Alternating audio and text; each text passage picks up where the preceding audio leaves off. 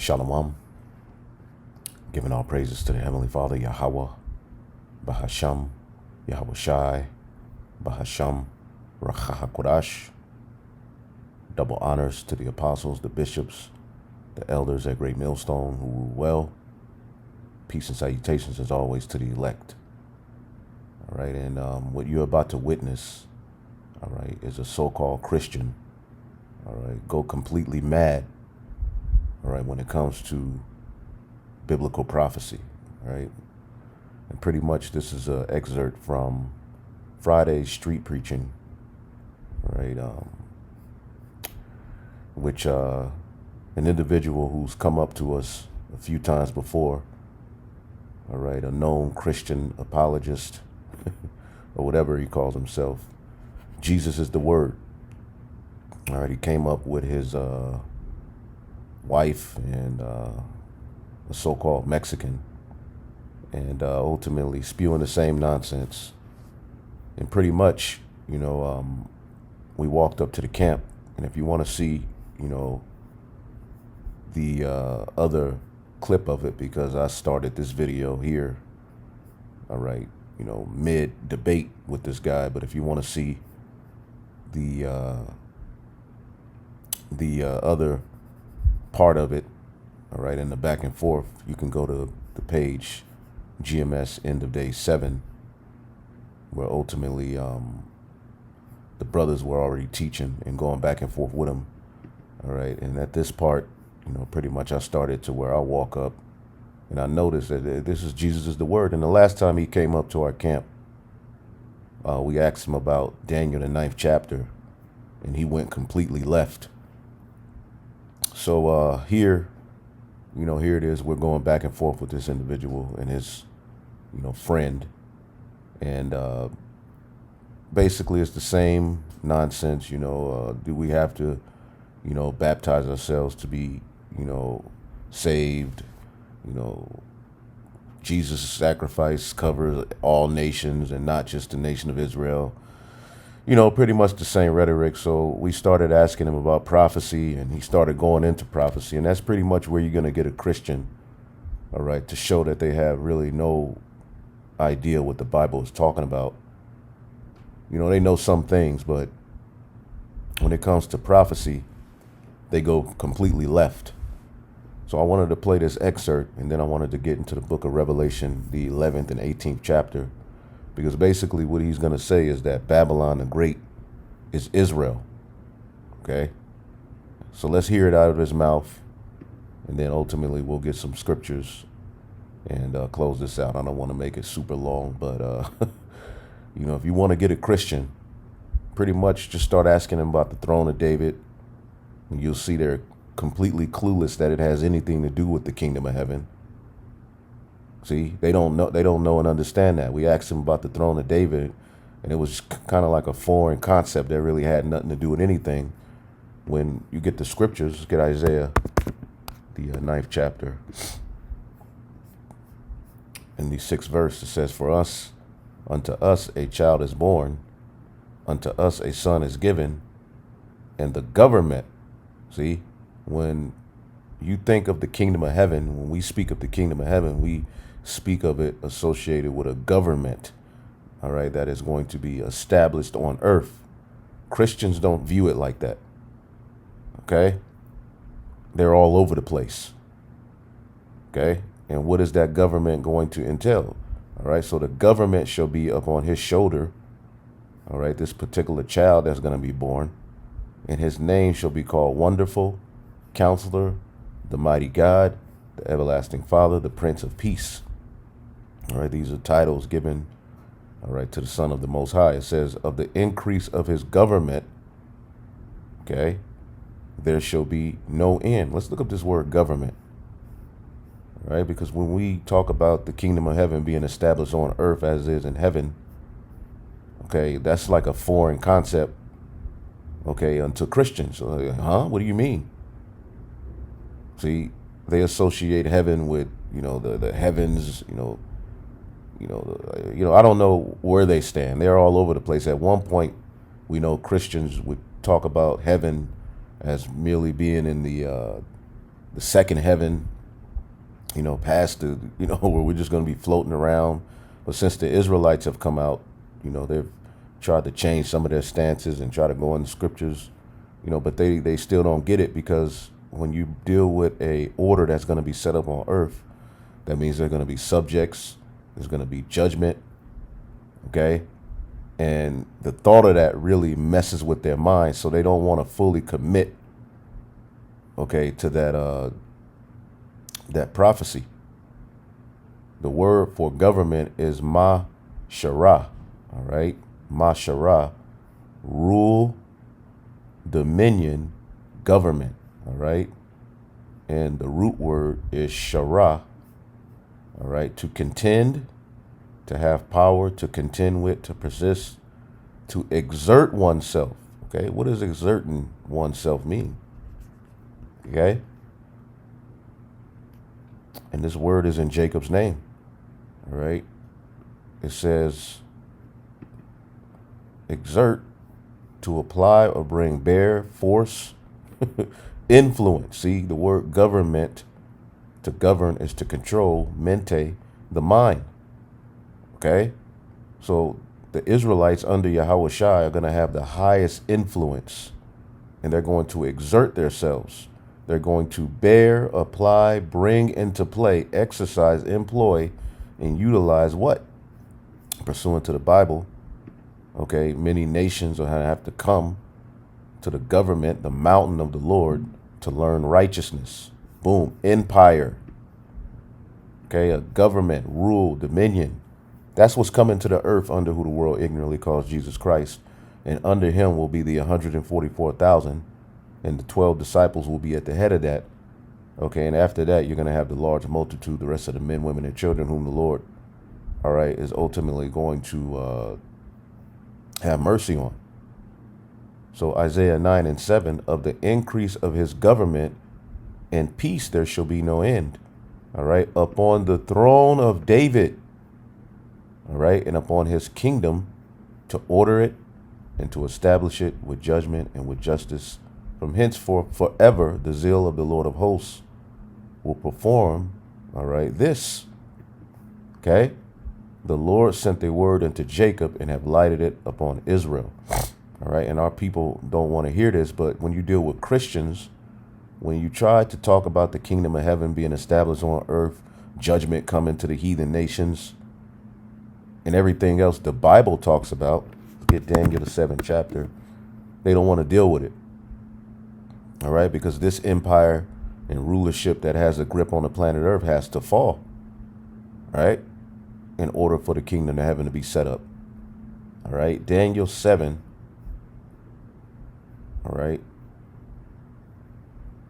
and 13. And I saw in the night visions, and behold, one like the Son of Man came with the cloud of heaven, all right, clouds of heaven, the chariots, and came to the Ancient of Days.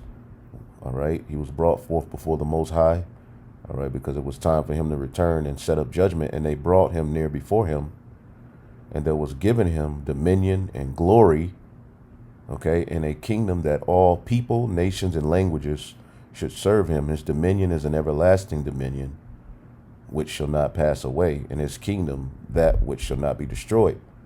Okay, and that entails full dominion over the earth, over the nations. Let's get the book of Psalms, the 2nd chapter, real quick.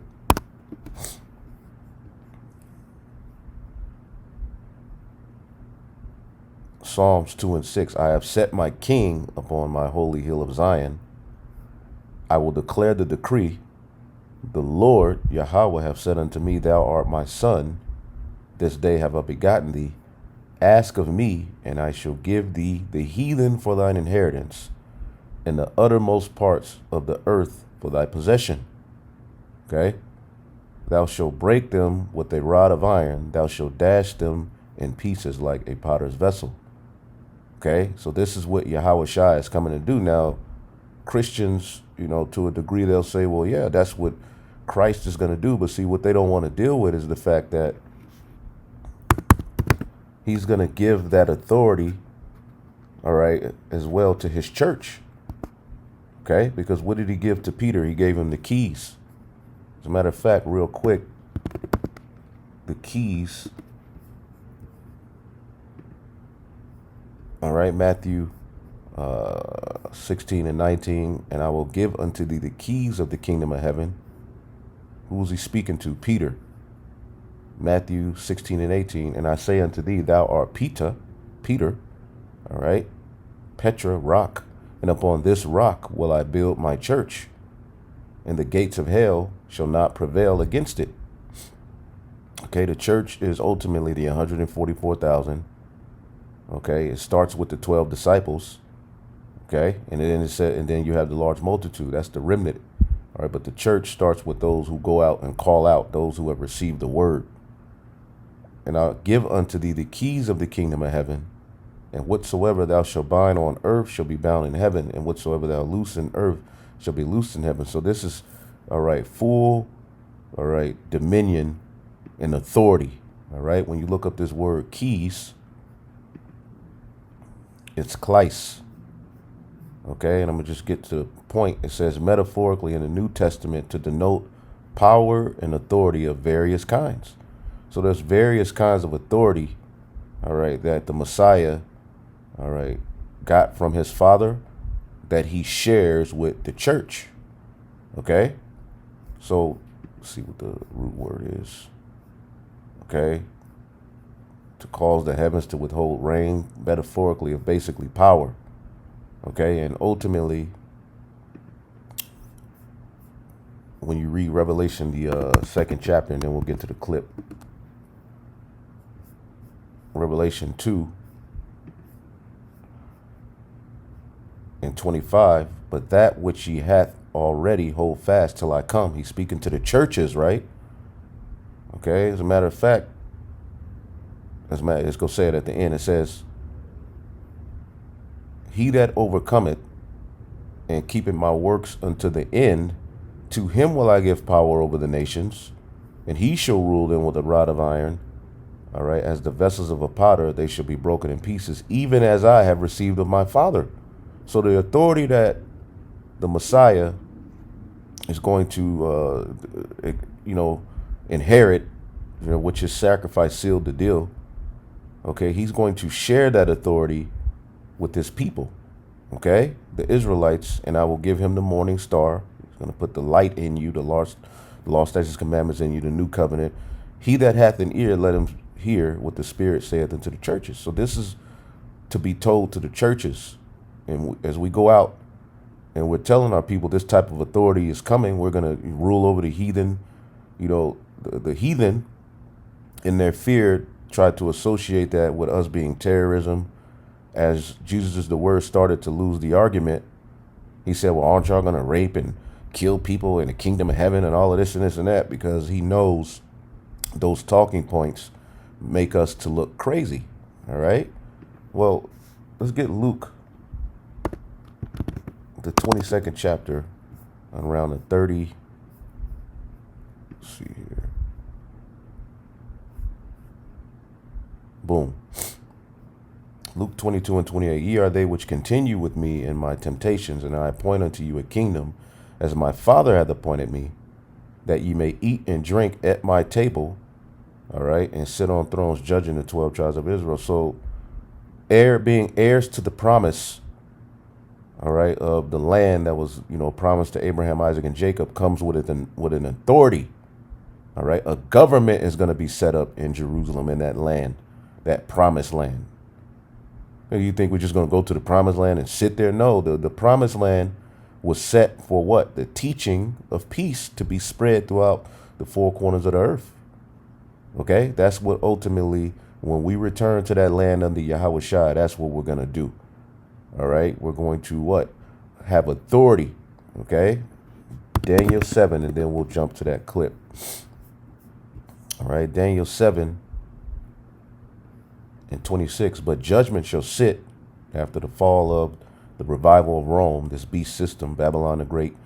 In this beast system, it says, and they shall take away his dominion to consume and destroy it unto the end. Esau is the end of the world, and Jacob is the beginning of it that followeth. And the kingdom and dominion and the greatness of the kingdom under the whole heaven shall be given to the people of the saints of the Most High, whose kingdom is an everlasting kingdom, and all dominions shall serve and obey him.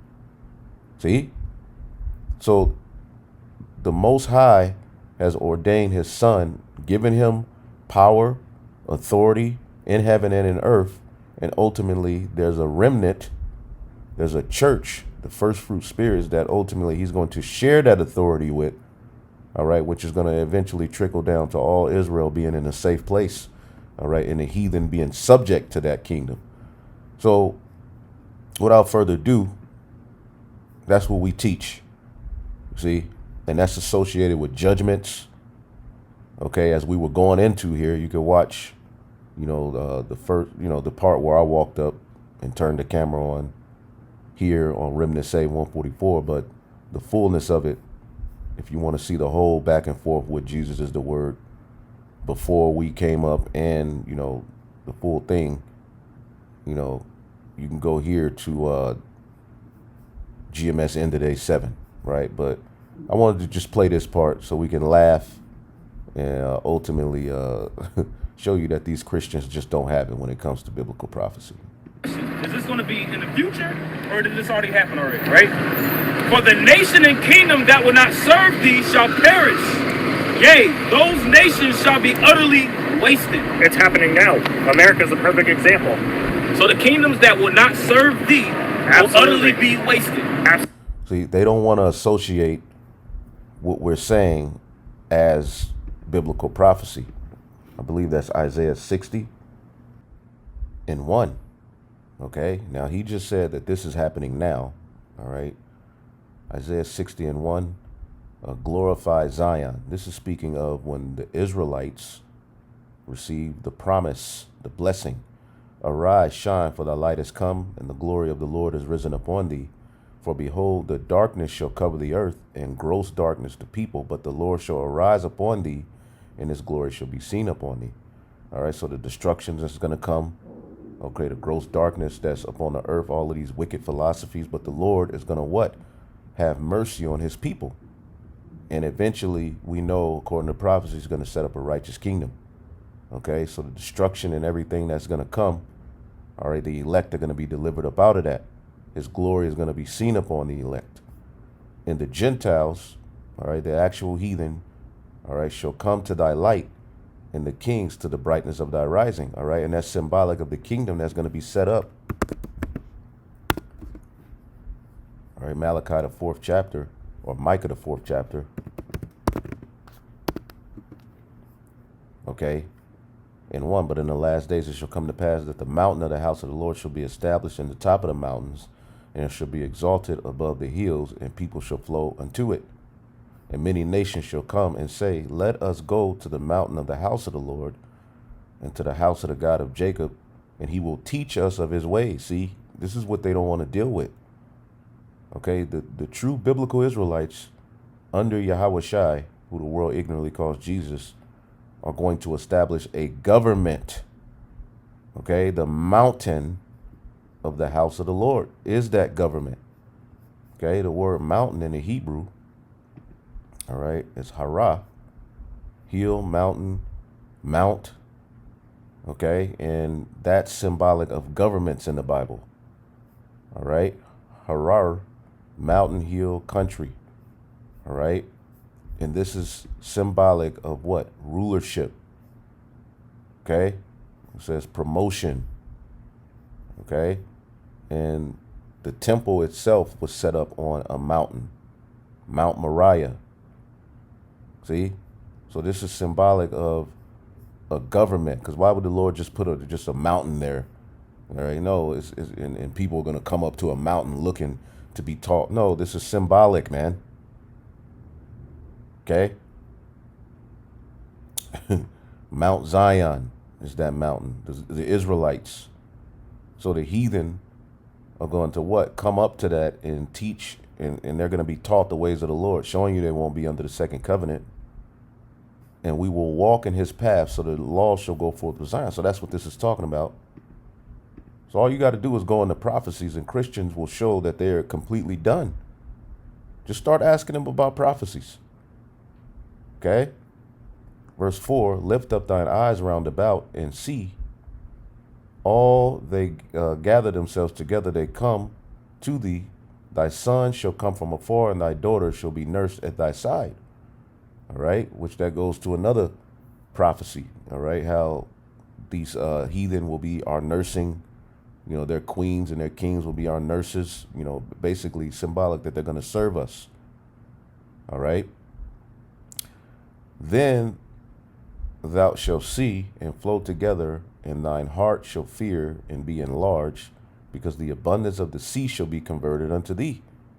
The forces of the Gentiles shall come unto thee. All of the riches of the earth, all right, that are under the control of the powers that be, there's going to be transferred to the rightful owners of it. See, the forces of the Gentiles, okay, shall come unto thee. The multitude of camels shall cover thee.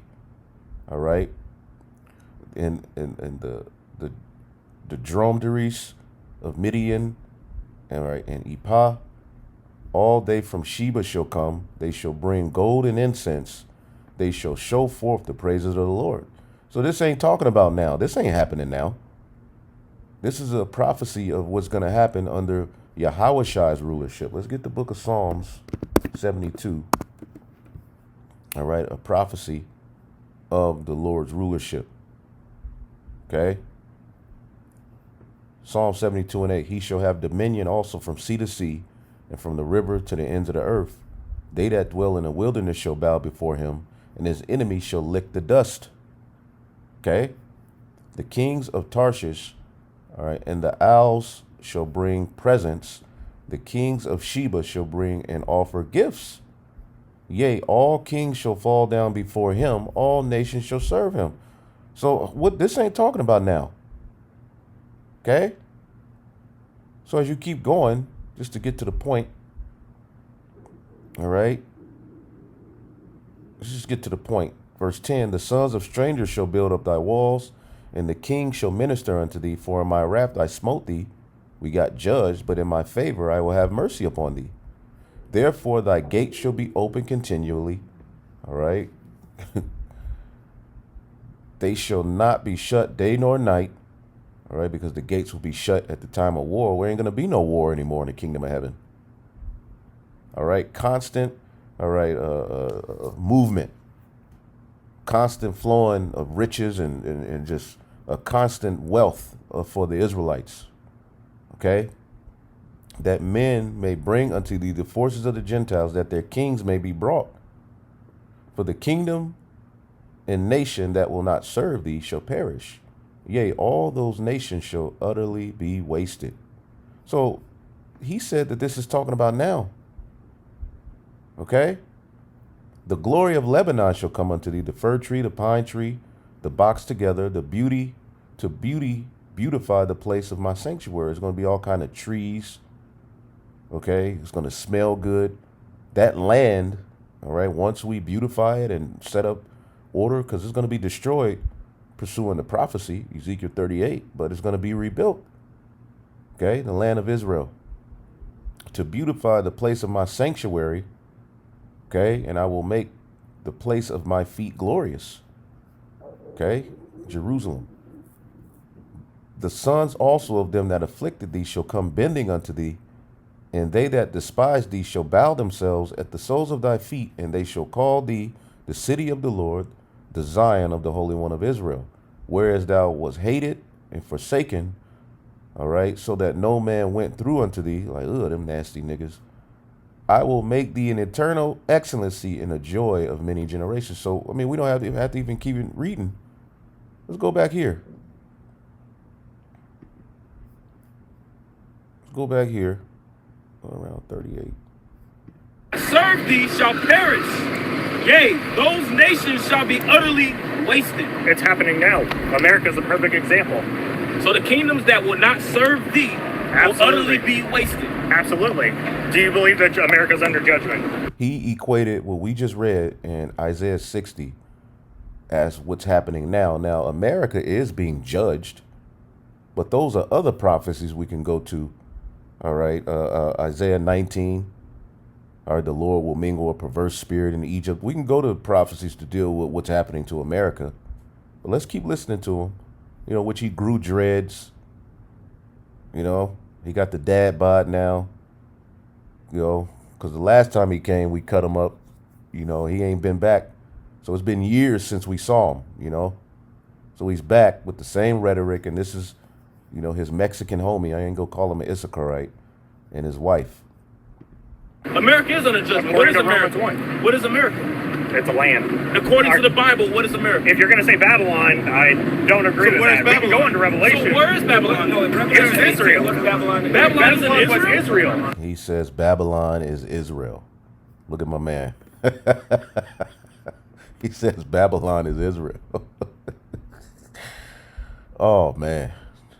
So Israel, which the Lord said is going to be his sanctuary in the kingdom, starting at Jerusalem, because the land of Israel really is the promised land, you know, where all 12 tribes were part. But within that, you have Jerusalem. So according to the Bible, Babylon the Great is going to be destroyed and never inhabited again. Right? Look at this guy. According to Revelation 18 is Israel. Yep, you want to go to it? Yeah, I'm asking you a question. Yes. I'll make sure Okay. you're following it. Yeah, it was absolutely. So mystery Babylon is Israel. It was Israel. Okay. Yep. So He shook it. Israel's going to be the destroyed two and nobody's going to dwell in witnesses, it the two forever. witnesses were beheaded and said, who are spiritual. So he's linking Revelation 11 with Revelation 18, which we'll touch on those real quick. Get up out of here. But Christians, look at him. He's going mad. It's talking about the land, and they where they were beheaded. It says, "Who are spiritually Sodom and Egypt, where also our Lord." It's a land. According to the Bible, what is America? If you're going to say Babylon, I don't agree with that. We can go into Revelation. So where is Babylon? It's Israel. Babylon is in was Israel? Israel. According Babylon the to Great. Revelation. Revelation 18 is Israel. Yep. You want to go to it? Yeah, I'm asking you a question. Yes. I'll make sure Okay. you're following it. Yeah. It was So absolutely. mystery Babylon is Israel. It was Israel. Okay. Yep. So Israel's going to be the destroyed two and nobody's witnesses, going to dwell in it the forever. two witnesses were beheaded and said, who are spiritually, it's talking about the land, and they where they were beheaded, it says, who are spiritually Sodom and Egypt, where also our Lord was crucified. So that's was America was Christ crucified in America? Again, symbolism. wait, Is it a literal virgin? So is that a literal America? Is that a literal Sodom and Egypt? It's a spiritual Sodom and Egypt. But where the land where he was crucified was. And he see that symbolizes that beer, that tall can he just drunk and threw on the ground. That symbolizes the wine of Christianity, the confusion of Christianity. Christ crucified here? Yes, he's being crucified right now. Come on, bro. They're Xing him out here every day. They're taking away man. Where was They're the breaking. And why is she there? Making fake, you know, the women. I hate to see women in the midst of men, you know, as if she's some of the. Get out of here. Tired of you know. Oh my goodness, man. You Christians are completely out of order, man. Where was all the blood of the prophets and saints spilled? Where was it? According to Christ. Did not he tell them that they were going to. Now, the blood of the prophets, all right, were spilt, all right, in the ancient Roman Empire while Rome was ruling. Okay, but guess what? The Lord told his disciples, which, you know, we ain't got to bring it out, that they're going to preach and prophesy in the uttermost parts of the world. Okay? And the Roman Empire, all right, has been extended. Okay? It has been extended, all right, through the Renaissance period, all the way up to Babylon the Great. In this beast system, the NATO and the EU that rules today, it is Rome all over again. Teach on the uttermost parts of the world? Wait, according to Matthew chapter 23, he said, do as your fathers, fill up the sins of your fathers and kill the rest of the prophets. Can I ask you a question real quick? So they don't think the prophets are back. You know, they don't understand the Bible. So just off what you just said, you said that in Revelation 18, Babylon the Great, that's mentioned as Israel, correct? Yep. So when The fall John, in 70 AD. Listen, so when John received this vision, right, who was in power? Who was in power? Yes.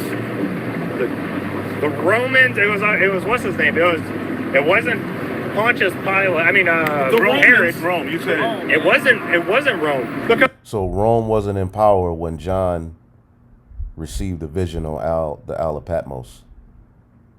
You Christians gotta go, man. Rome came and conquered them in 70 AD. Rome was ruling before 70 AD. You see, but there was given power to a notable family. All right, the Herodians were given power and jurisdiction over Rome. Okay, the Israelites were in that land, the Jews were in that land. All right, but it was it was a vassal to the Roman Empire. Okay, you got to know your history. The Israelites weren't ruling at that time. Okay, they were able to, have their temple, their customs, but they paid tribute and they were vassals to the Roman Empire, which is why you had the Zealots, okay, and the Israelites pushing to get from under the Roman authority. And in Acts, the first chapter, okay, the disciples, before Yahushua, returned back to the heavens, we'll just get it. All right, Acts, the first chapter, red letter, that thing.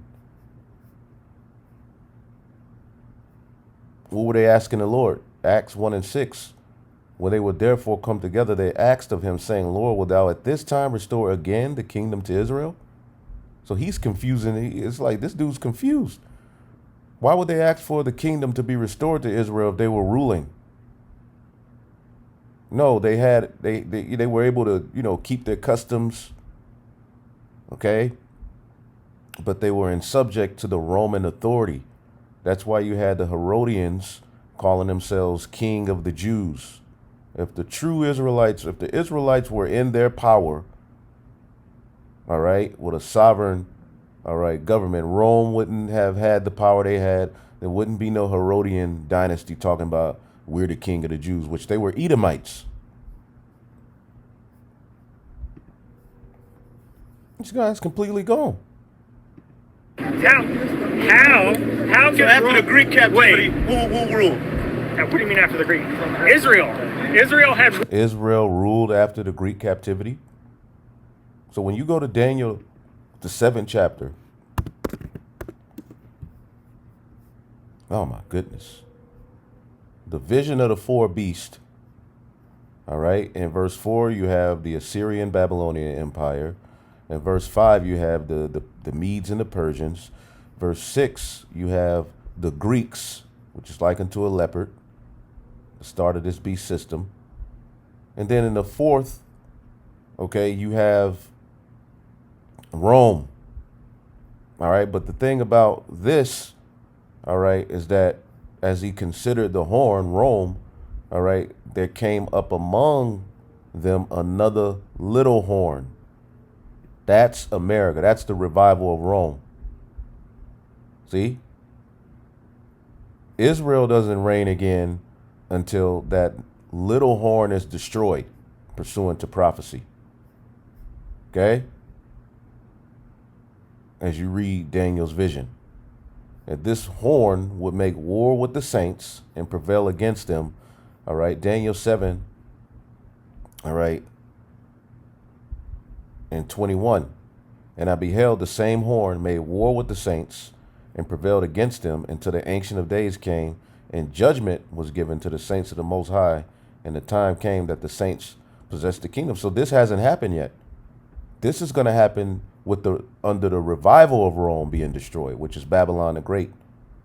So again, this just shows you Christians do not know prophecy.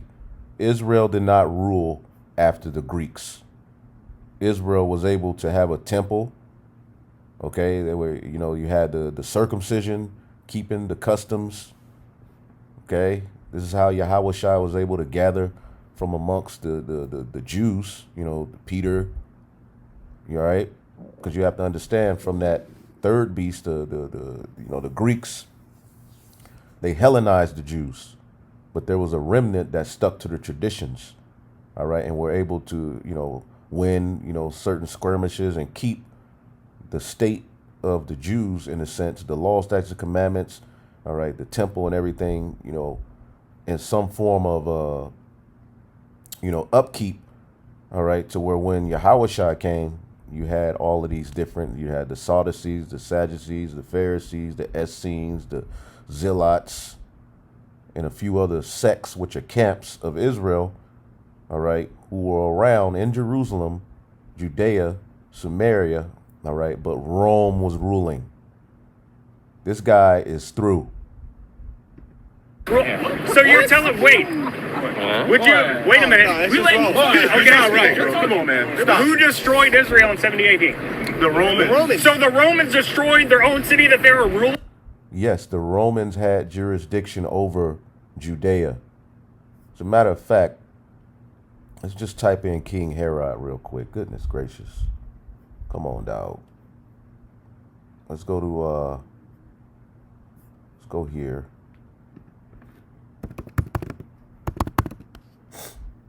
King Herod of the Bible. Let's see here. Herod, king of Judea. They called him the king of the Jews, right? Let's see here. Herod was born in southern Palestine. His father, Antipater, was an Edomite. All right. Yada, yada, yada. Let's see here. When Pompey, 106 to 48 BC, invaded Palestine, 63 BCE, Antipater supported his campaign and began a long association with Rome, from which both he and Herod were benefit. 6 years later, Herod met Mark Antony, whose lifelong friend he was to remain. Julius Caesar also favored the family. He appointed Antipater, all right, procurator of Judea in 47 BC, and conferred on him Roman citizenship, an honor that descended to Herod and to his children. Herod made his political debut in the same year when his father appointed him governor of Galilee, 6 years after Mark Antony made him tetrarch of Galilee. So the Romans were ruling, the Jews were in his land, but they gave power, all right, the Roman power structure gave authority to the Herodians, all right, to rule over this region in Judea. That's it. Okay? And as Rome was ruling, you had the rise of the Christians, the followers of Yahushua, and it became a thorn in their side. And eventually, you had the Zealots and all of these other sects rebelling against taxes. And I'm just giving you the history in a nutshell. There's a lot. There's order to how all of these things happen. There's the Zealots and all of these. They rebelled against the tax. Okay, and all of that. But ultimately, that's where eventually, starting in 66 AD, all of these wars, the Roman Jewish wars. And then in 70 AD, eventually, okay, the Jews were kicked out of Rome. They were kicked out. Okay, the temple was destroyed and everything else. But that's a whole nother history for a whole nother time. But this guy is lost. He doesn't understand Daniel, the 7th chapter. He has no idea what the Bible is talking about. Yet he is like an authority. As a matter of fact, let's see if we can find his page. Okay.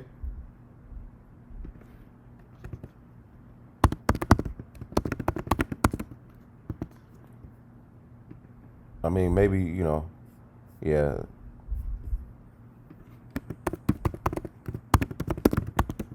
I can't find it. Jesus is the Word. Debates. Israelites. Let's see. Nah, we ain't gonna be able to find it. Look at this nigga. But he used to have a page. I'm pretty sure it's still up. That's Sakari debating somebody. I don't know.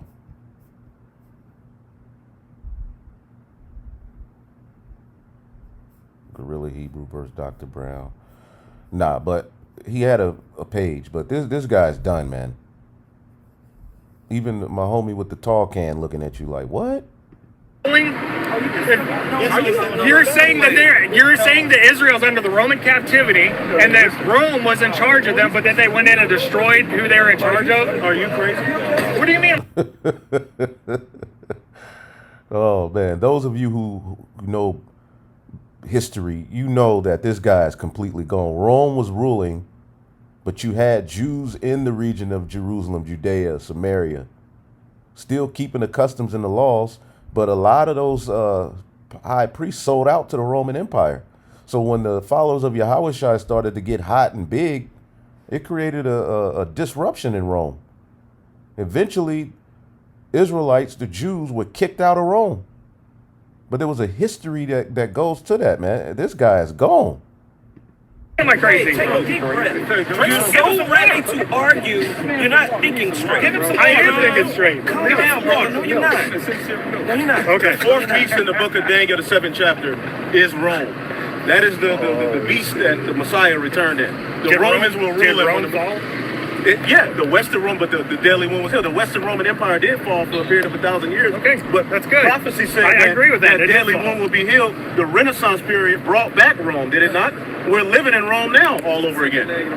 So you think that prophecy just keeps being fulfilled and fulfilled and fulfilled? That's what prophecy's supposed to do. Let's get down. He said, so you think that prophecy is just going to keep being fulfilled and fulfilled and fulfilled? Oh, man. Let's get Ecclesiastes 1. And we're just having fun going through the scriptures, doing what we do. You know, ultimately, this is just to show you that when you left the Christian church, you did the right thing. Ecclesiastes 1:9. The thing that had been is that which shall be, and that which is done is that which shall be done. And there is no new thing under the sun. So Rome will rule again. Yes, that's what the Bible talks about. We're in a spiritual Rome, a spiritual Babylon, all over again. The mother of all harlots, all of those idols, all of those, different gods and goddesses and things that, ruled under these different empires is back here ruling today. Is there anything whereof it may be said, see, this is new? It had already been done of old time, which was before us. So this guy is completely gone. So when is Christ coming to be crucified again? He's not going to be crucified again. He did once. He only had to do that once. Okay? Now we are making our bodies a living sacrifice. Exactly. That he's going to come back and be crucified It's not again. prophesied that Babylon's going to fall twice. Yeah, yes, it is, bro. Let's get. All right? It's not prophesied that Babylon's going to fall twice. Well, you have Babel, goes back to Nimrod. Then you have the Neo-Babylonian Empire, which is associated with Daniel. Okay, the 7th chapter. Okay, and the 4th verse. This is the Assyrian Babylonian Empire. This is known as the Neo-Babylonian Empire. And then you have Babylon the Great, all right, which the Neo-Babylonian Empire fell, all right, when you get Daniel, the 5th chapter, all right, Belshazzar's feast, when Daniel read, the writing on the wall, okay, and ultimately this is how it fell. Daniel 5:28, Peres, thy kingdom is divided and given to the Medes and the Persians. Okay, so there you go. Basically, that's how the Neo-Babylonian Empire fell. It was wars and skirmishes. All right, but when you go to Babylon, let's go to Isaiah 13. Babylon the Great. Isaiah 13:19. In Babylon, the glory of the kingdoms, the beauty of the Chaldees' excellency, shall be as when God overthrew Sodom and Gomorrah. Okay? So yeah, Babylon is going to fall again, but it's mystery Babylon. And it shall never be inhabited again. It's going to be destroyed as Sodom and Gomorrah was destroyed. But this thing is never going to be inhabited again. It shall not be dwelt in from generation to generation. So Israel will never be dwelt in from generation to generation. All right. If you're confused with his argument, so are we. I don't know what the hell he's talking about. It's called Babylon the This is how Great. you get a Christian. We're good. This All is right, we're going to call it. Thank y'all. We're gonna have dinner. So as soon as we go into prophecy, they got to go. This is how you scurry a Christian off. Just start going into prophecy. You know, these straw man arguments they want to come with baptism and who can be saved. We already dealt with that. No, we're going to talk about the throne of David. Okay, which when we brought that up, he didn't have no clue what it was. They don't associate the throne of David with heaven. All right, but now they got to go. As soon as the prophecy starts This is coming Daniel out. chapter 7, verse 7. After this, I saw in the night visions, and behold, a fourth beast. Who's the fourth beast? Who's the fourth? Who's the fourth beast in Daniel 7? Okay, so that's who was ruling when the Lord came on the scene. That's who was ruling. The fourth beast is Rome. Yes, but according to Daniel, it would be healed and rule again. You through. He out of there. These Christians really don't know. Then he got dreads. He bugged out. Israel was ruling during the time of Rome. Yeah, he out of there. No, they weren't. They were crying for a savior at the time of Rome. Israel had ruled in a minute. Right. Israel has not ruled since King Solomon's united kingdom of Israel. That's the last time the Israelites ruled and had a sovereign government. Okay, at the time of Rome, the Israelites did have, control in a sense of, the temple, but it was only that they sold out to the Roman authorities. They sold out. Okay, this is why John the Baptist separated from the temple, went to the wilderness. Yahushua, okay, he went in there flipping the tables because they had sold out. They were doing things that weren't permitted. Okay, but the ultimately they would not have to have paid taxes. As a matter of fact, this is Matthew 22:15. Basically, this would not be happening if this was the Jews ruling. See, the Jews, the Israelites, which is not just going to be the Jews, it's going to be Judah and Ephraim united. All right, won't rule until Yahushua returns. But this is a proof that the Romans were ruling. This is Matthew 22:15. Then went the Pharisees and took counsel how they might entangle him in his talk. And that's what the Pharisees, that's all they were trying to do, was entangle the Messiah in his talk. And they sent out unto him their disciples with the Herodians, saying, Master, we know that thou art true and teachest the way of God in truth, being demons, being assholes. Neither carest thou for any man, for thou regardest not the person of men. Tell us, therefore, what thinkest thou? Is it lawful to give tribute unto Caesar or not? So why would the Jews be giving tribute to Caesar while they're ruling? No, Caesar was ruling. Who's Caesar? Let's look up Caesar. Kaiser, Tsar, basically, ruler. Severed. The surname of Julius Caesar, which adopted by Octavius Augustus and his successors afterward, became a title and was appropriated by the Roman emperors as a part of their title. I'm going to do another video going into Revelation 11 and 18, but I'm going to end this on here. It says, but Yahushua perceived their wickedness, all right, because basically they were trying to trap him up in his words so that they can go back to the Roman officials to say that the Messiah is teaching not to pay taxes. See that? Niggas, man. But Yahushua perceived their wickedness and said, Why tempt ye me, ye hypocrites? Show me the tribute money. And they brought unto him a penny. All right. And you're thinking just a penny. All right. But that was dealing with the denarius. And he said unto them, Whose image is on this subscription? Superscription. And they said unto him, Caesar's. Just like right now, we pull out money. Whose face is on the money? Caesar all over again. The rulers, Edomites. Then said he unto them, Render therefore unto Caesar the thing of the Caesars, and unto God the thing that are God's. And when they had heard these words, they marveled and left him and went their way, because they couldn't trap him up. But anyway, It's a hell with the prophecy. 6 years, and that's when he came over. The spirit of Jesus Christ, right? The spirit of Jesus Christ is a spirit of prophecy. Yet prophecy don't matter to them. I thought you loved Jesus though. so that's that. You know, through, as they say, they run when prophecy come back, and you know, the daughter of Babylon is going to be destroyed, man. That's America. We'll be right back. All right, we'll be right back. Do a little something. Come right back. We're gonna go into Revelation 11 and 18 and show you what that means, and we're gonna get up out of here. Shalom.